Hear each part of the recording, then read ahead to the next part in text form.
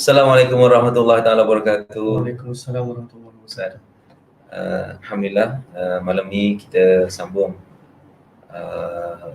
satu malam lagi insya-Allah untuk bacaan ratib Quran atas, doa dan zikir 32. Kalau raya ni dah malam raya. Dah raya dah Ustaz. Sikit lagi nak puasa insya-Allah. Lagi 8 hari, 9 hari 8 hari. Betul lagi 8 hari. Probably 8 hari lagi insya-Allah kita akan puasa. Rasa nak puasa tu dah rasa lah. Okay, selain daripada makan benda banyak, jadi patutlah kita puasa insya-Allah. Jadi malam ni kita akan sambung bacaan ratib al-atas dan doa yang kita dah buat istiqamah selama 32 malam masuk malam ni. Dan tahniah kepada yang konsisten dan istiqamah. The power of istiqamah, the power of consistency ni bukan mudah nak istiqamah. Itu benda yang paling susah. Mendisiplinkan diri itu sebenarnya benda yang susah gila. Orang boleh mulakan tapi belum tentu dia boleh habiskan. Lagi dahsyat kalau tak boleh mula lah. Tapi kalau dia mula, dia nak buat konsisten, terbaik tu, setiap kali buat lagi baik, itu satu benda yang tak mudah. Jadi syukur, tahniah insya-Allah tabarakallah, tahniah kepada anda yang konsisten, dan mudah-mudahan doa kita, saya dapat saya tengok tadi, alhamdulillah kita punya kadar jangkitan makin improve. Alhamdulillah, kadar kematian saya dapat makin bagus, makin kurang. Mudah-mudahan makin kosong lah insya-Allah. Amin insya-Allah. Semoga apa yang kita buat ni sedikit mungkin menyumbang kepada doa semua orang untuk kebaikan. Dan sama-sama kita baca dengan hati yang sejahtera insya-Allah. Sejahtera jiwa. Saya baru tunjuk Ustaz tentang Qalbun Salim. Daripada 25 formula hidup luar biasa. Formula yang ke-10 adalah tentang the power of sejahtera jiwa. Orang yang hati dia sejahtera, hati yang tenang, insya-Allah dia akan menang. Betul, insya-Allah.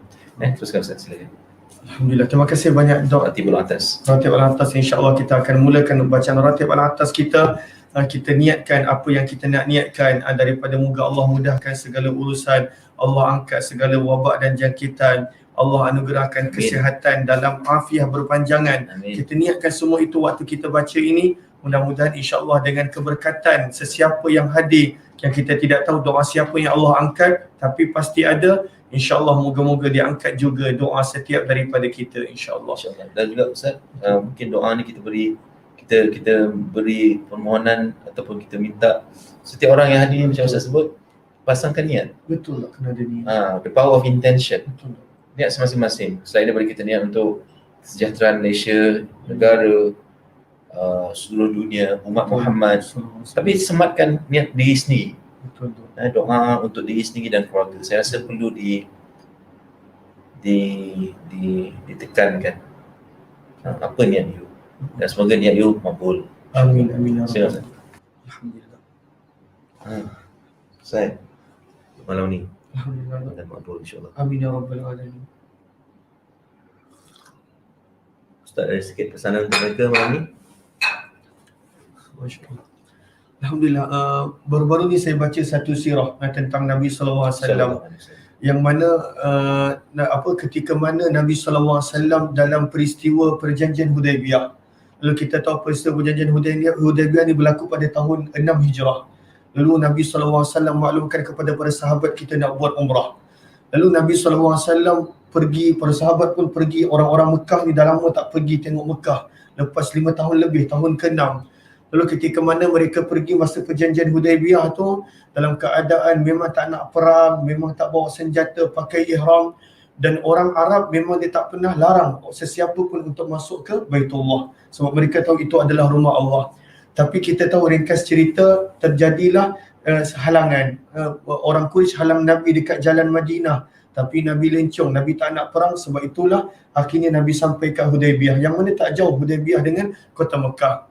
Kemudian berlakulah perjanjian yang mana para sahabat pun pada awalnya tak boleh terima, semua sedih. Umar bin Khattab tak boleh terima bila Nabi suruh bercukur, mereka pun tak mampu nak bercukur kerana terlalu sedih. Mekah dah begitu hampir, nak buat Baitullah, rindu, tapi tak boleh masuk. Ada halangan, ada sesuatu.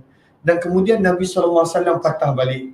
Tapi sebenarnya poin dia dok, walaupun maksudnya Nabi SAW dalam keadaan dihalang, dalam keadaan waktu tu para sahabat pun tak boleh terima perjanjian, treaty yang Nabi SAW tanda tangan, yang Nabi SAW apa terima tu. Tapi bila Nabi balik ke Madinah, apa yang Nabi SAW buat, Nabi tak duduk diam. Nampak halangan, kan kita pun hidup dalam halangan, Nabi tak duduk diam. Di situlah Nabi SAW mula hantar surat kepada 6 orang raja dunia waktu tu.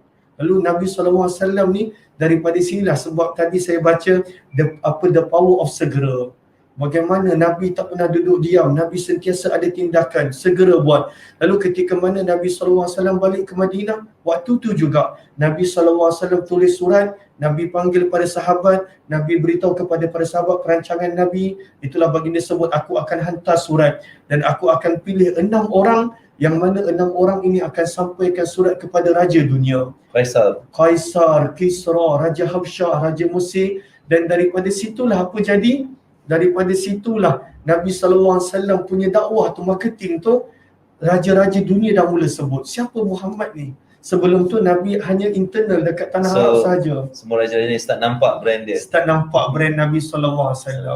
Dan itulah sebenarnya point tu saya dapat daripada the power of segera. Bagaimana kadang-kadang kita pun dalam PKP ni banyak orang ada halangan, tapi kita berbeza. Tak boleh keluar, tak boleh apa, semua tak boleh. Tak boleh keluar. Bukan bermaksud kita duduk tak boleh buat apa-apa. Betul dok. Kena lakukan sesuatu. Nabi SAW bila dah tanda tangan perjanjian yang berat sebelah tu, mungkin sahabat nanti boleh rujuk macam mana berat sebelah dia. Terlalu berat sebelah. Tapi antara perjanjian yang kenapa Nabi tanda tangan ni, satunya kerana itu perintah Allah. Tapi antara perjanjian itu adalah orang Quraisy kata, kita tak akan berperang selama 10 tahun.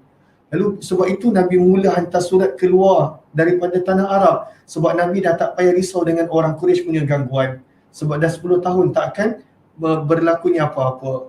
Tapi akhir sekali, orang Quraisy lepas 2 tahun mereka yang langgar. Dan di situlah waktu perjanjian Hudaibiyah jumlah para sahabat hanya 1,400. Kalau riwayat Imam Bukhari ada kata 1,000, ada kata 1,003, 1,004, 1,005. Kita katakanlah 1,005. Tapi lepas 2 tahun, bila permukaan kota Mekah, bila banyak orang dah masuk Islam, waktu tu pun Khalid bin Al-Walid masuk Islam, waktu perjanjian Hudaibiyah yang berat sebelah tu.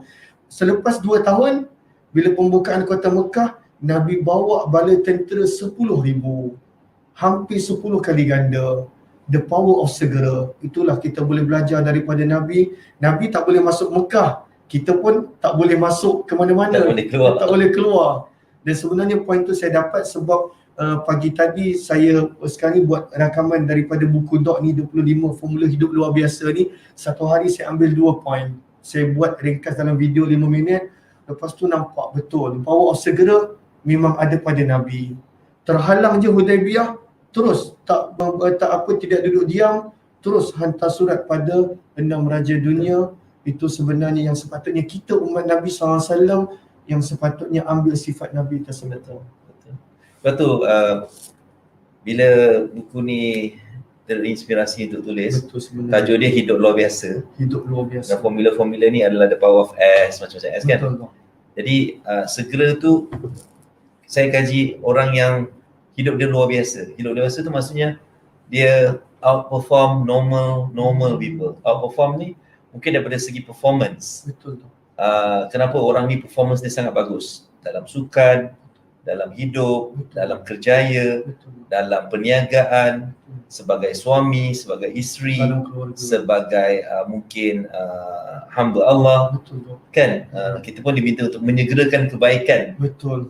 Kan? Salah satu benda. Apa perkara yang kita dituntut untuk buat? Segerakanlah. Kalau kebaikan, kita segerakan. Kalau tidak, kita boleh lambat-lambat kan? Jadi kunci speed ni adalah benda yang meliputi banyak aspek dalam kehidupan. Speed. Supaya macam saya selalu bagi contoh dalam kelas, relate dengan hidup luar biasa ni. Dia yang pertama adalah kalau kita tengok dalam seluruh kehidupan, orang sanggup bayar lebih untuk kepantasan. Betul. Kan? Hari ni semua orang guna internet slow. Kan contoh. Pada hari ni orang cakap aku sanggup bayar lebih lah. Betul. Janji aku dapat laju sikit speed ni. Betul. Dia orang sanggup bayar laju untuk nak dapatkan speed yang luar biasa daripada kebiasaan. Jadi orang sanggup bayar lebih untuk speed. Orang takkan bayar lebih untuk kelembapan. Kan? Tak ada orang benci adalah orang benci lagi ada. Contoh macam tak ada orang macam call internet kita nak yang paling slow ada tak? Tak mungkin. Kan? Nak mungkin Hindustan kata nak mungkin. Mesti dia nak yang lebih pantas. Ini macam ni aku nak lebih laju. Begitu juga dalam kehidupan, orang nak hasil yang segera. Kan? Dia nak sesuatu tu nak pantas, nak dapat. Kalau boleh dia masak sekarang dapat semalam. Dah makan dah buang dah agaknya. Jadi manusia tu dalam prinsip hidup luar biasa, salah satu segera ni, the power of segera ni, kita mengambil kisah Rasulullah SAW tu, kita juga mengambil iktibar daripada kehidupan betapa sebenarnya nak hidup luar biasa, nak capai sesuatu yang luar biasa, kita kena ada tindakan yang luar biasa. Tindakan luar biasa, betul. The power of action. Kalau kita nak buat sesuatu, kita kena segerakan. Kalau kita nak ubah hidup, nak perbaiki hidup kita kena segerakan. Kalau kita nak something, kita lambatkan, hasilnya lambat. Lagi teruk kalau kita tak buat.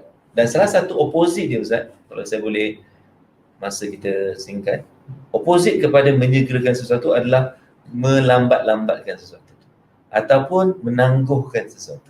Dia akan jadi kepada menangguhkan. Penyakit paling besar ramai orang, bila saya dah mengajar ratus ribu orang, alhamdulillah, Masya Allah dalam 12 tahun ni, penyakit paling besar ramai orang adalah suka procrastinate, menangguh.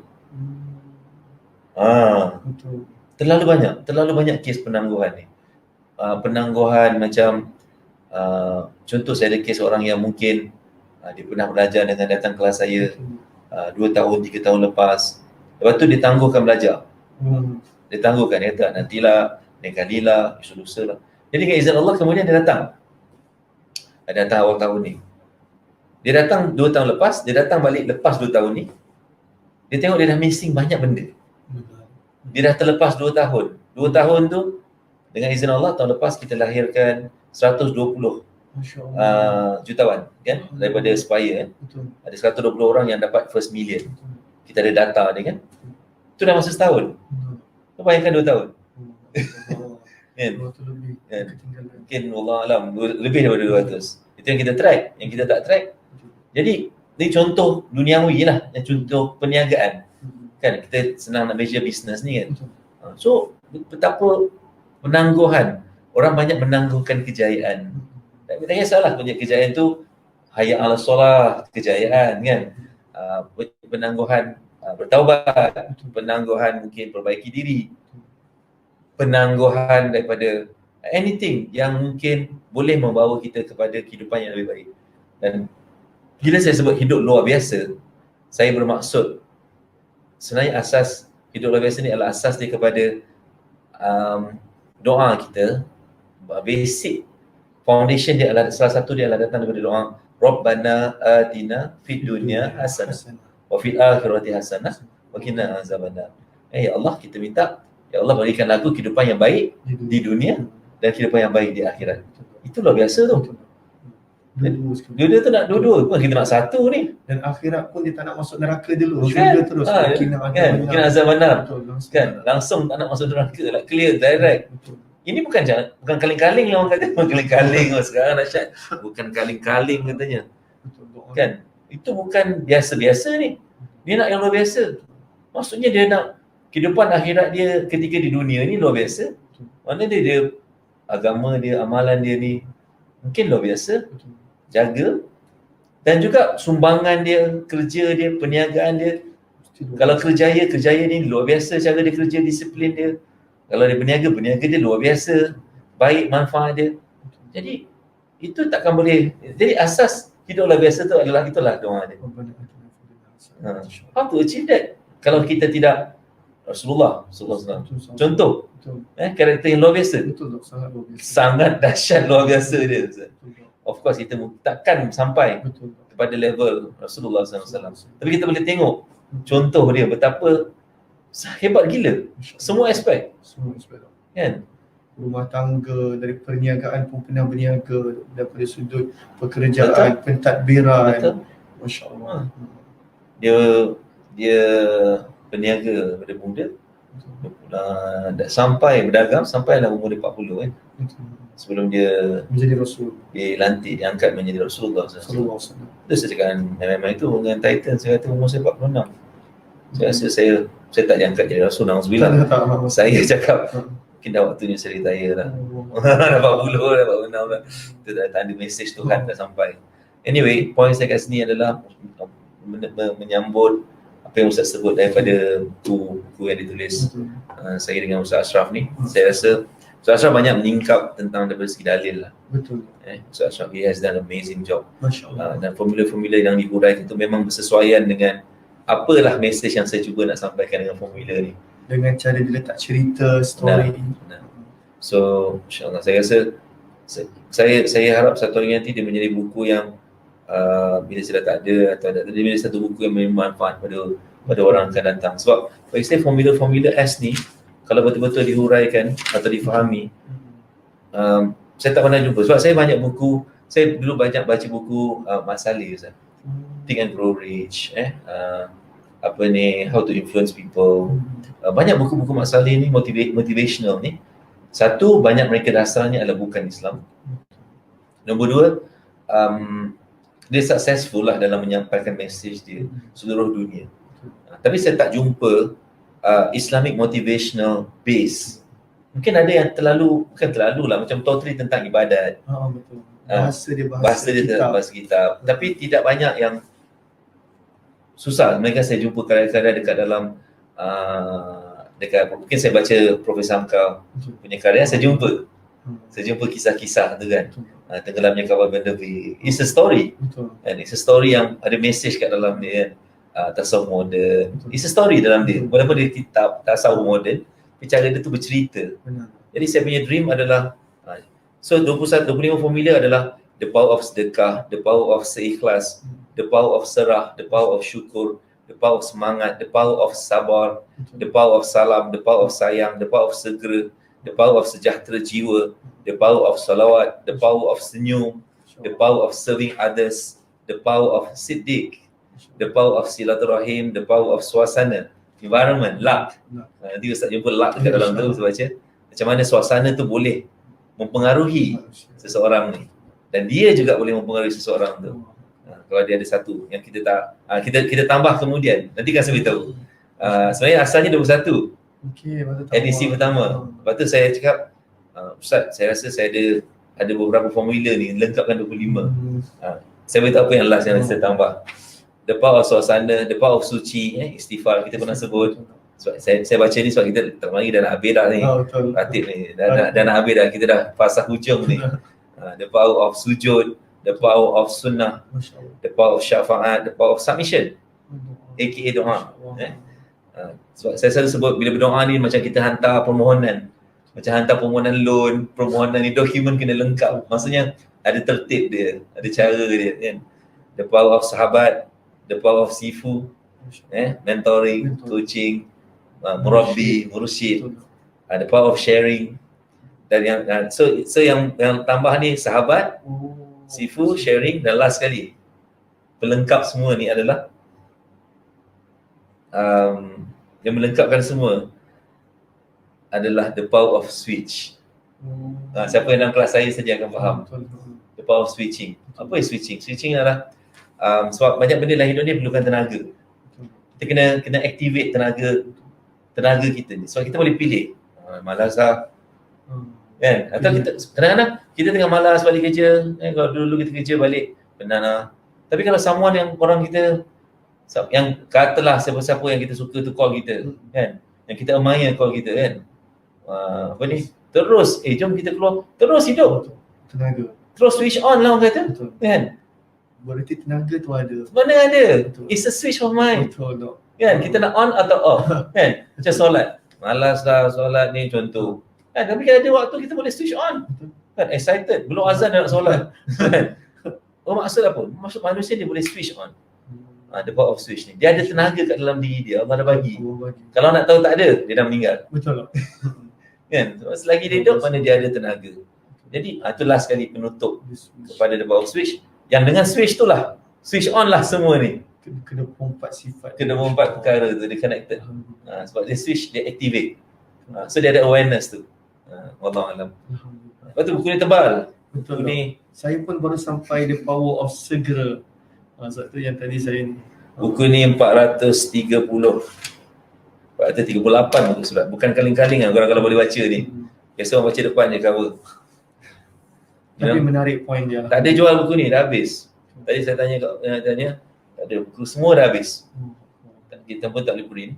Tapi ini buku yang antara saya rasa siapa yang mampu habiskan atau baca, dia akan nampak insya-Allah banyak kunci-kunci penting dalam kehidupan yang dia boleh gunakan kalau dia baca dan dia amalkan. Benar. Insya-Allah. Sebab dia ambil penguraian Quran, hadis dan relate dengan hidup Allah biasa. Insya-Allah. Wallahualam. Nanti Ustaz urai lagi lah bila-bila. InsyaAllah. Terima kasih banyak semua. Terima kasih. Saya harap semua dapat sesuatu daripada sharing-sharing kita. InsyaAllah mudah-mudahan. And sharing is caring. Okay. Terima kasih. Kita sambung besok insyaAllah. Sangat dituntut untuk membaca selawat sebanyak mungkin. Ada kata baca 1000 kali. Ada kata baca 10,000 kali. Kalau mampu bacalah 100,000 kali. Wallahualam. Terima kasih banyak. Assalamualaikum. Waalaikumsalam.